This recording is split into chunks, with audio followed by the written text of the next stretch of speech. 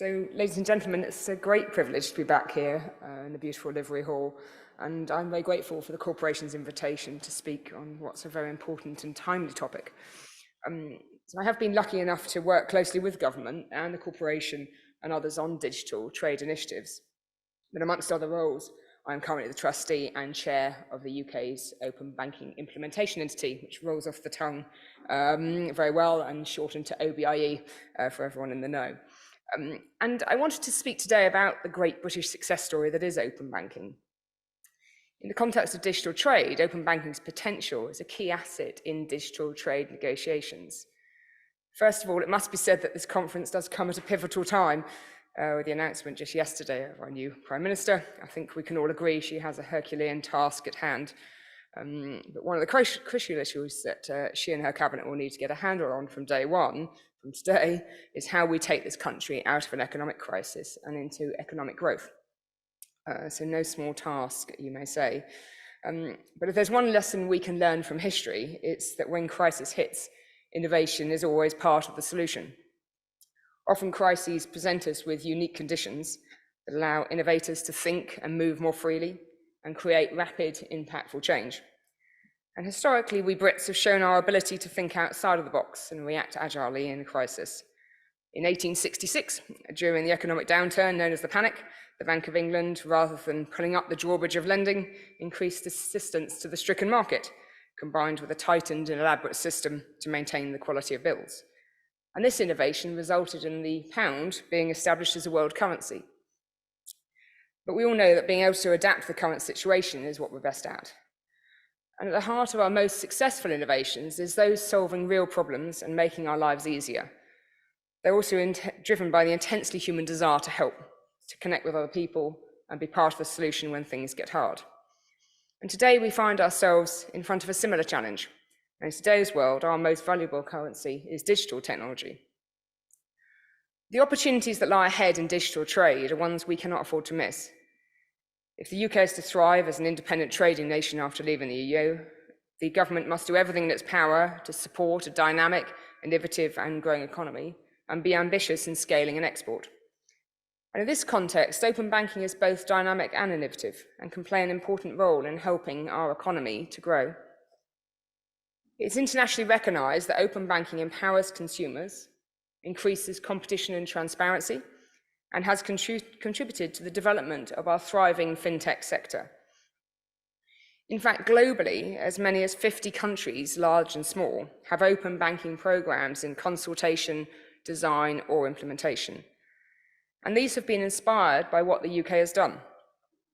As with many parts of our fintech sector, we have successfully exported our thought leadership around open banking for many other countries to follow.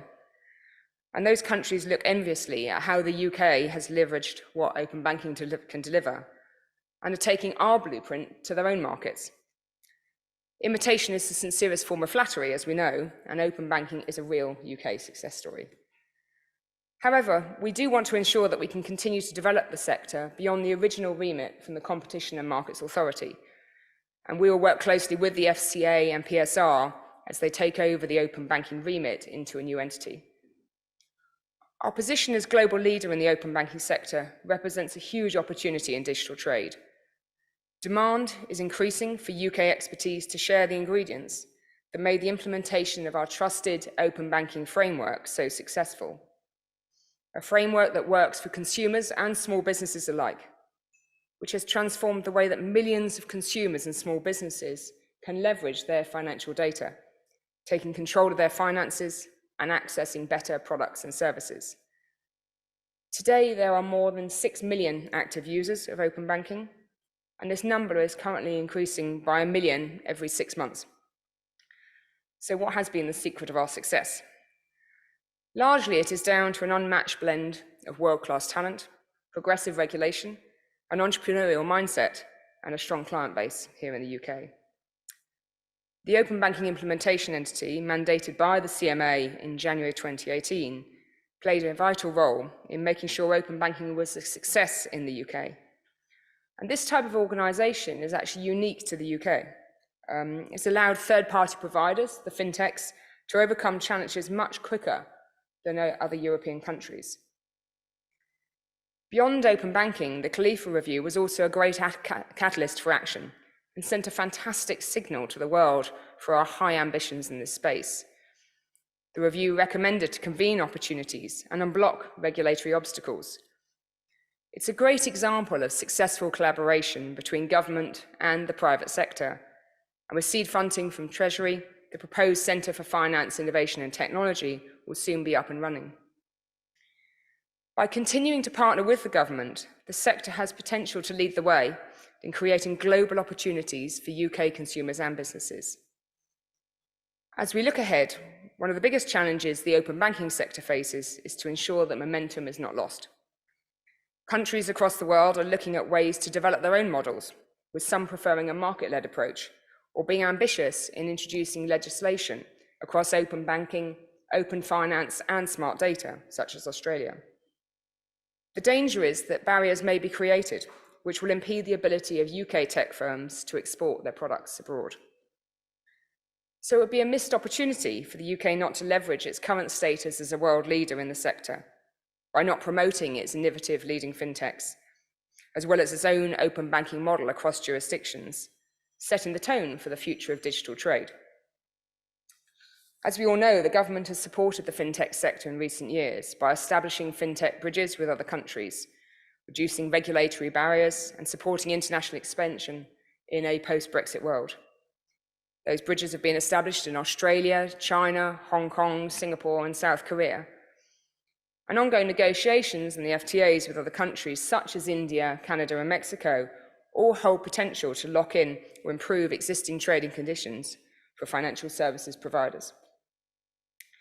However, whilst fintech bridges have been an important step in the promotion of digital trade with other global jurisdictions, there is more that can be done to harness the full potential of the sector and help fintechs arrive seamlessly into a foreign country and vice versa. I therefore welcome the report published by the corporation looking at these practical implications for digital FTA provisions, encouraging international cooperation on digital policy issues, and ultimately delivering tangible benefits to firms and consumers.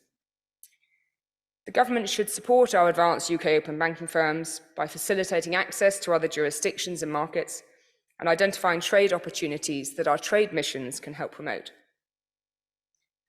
The UK's model of open banking is being closely watched by other jurisdictions. We have an open banking product and standard that is tried, tested, and ready to go. And the UK open banking IP and its trust framework can and should be included as a key asset in future trade negotiations. The UK can also offer the skills and expertise to build trusted frameworks in other jurisdictions.